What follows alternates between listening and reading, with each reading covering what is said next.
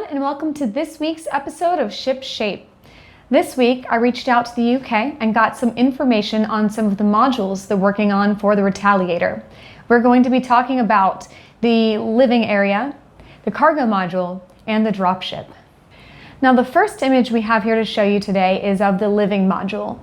This was done by Peter Wilkes, one of our artists in the UK. This is where the crew is going to spend a lot of their leisure time. Think of it as kind of the living room. Now, when we reached out to Peter to find out what it was like to build out this room, he said that one of the major challenges is that in the layout of the ship, there's not a lot of space between the room on top of it. That's why he struggled a little bit with the ceiling space. You'll notice there's kind of a dip, and he had to spend a lot of time making sure that all of the detailing fit the space appropriately, that the table was sized appropriately. The next step after this was changing some of the details to match the rest of the ship.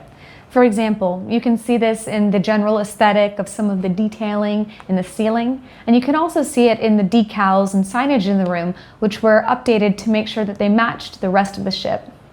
Overall, Peter was really excited to work on the living module for the Retaliator because he's a big fan of the ship's aesthetic, and was really excited for the opportunity to work on it. The next image we have here is the cargo storage room. This was done by Ian Stewart, also an artist in the UK.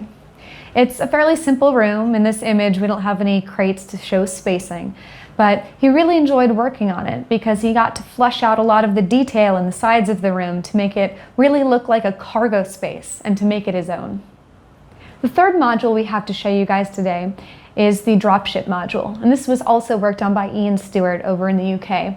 This is the room where troops gather before they're deployed out into space or out into battle. Now, one of the challenges with this module was fitting 12 troops in what is supposed to be a very tight, compact area for deployment. But we had a plan. We spent a lot of time whiteboxing this room to make sure everyone fit into their appropriate spaces in a way that made sense and could still maneuver around the room. After that, we just focused on each small section until the room started to come together. And as you saw earlier with the cargo module, we also had to make some small aesthetic changes to the room to make sure it really seemed at home inside of the Retaliator.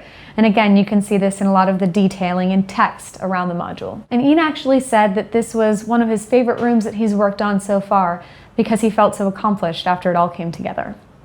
Now, of course, this is all still work in progress, but we were really eager to show you guys what we had so far on the Retaliator modules. That's it for this week. Thank you for tuning in. Back to you guys.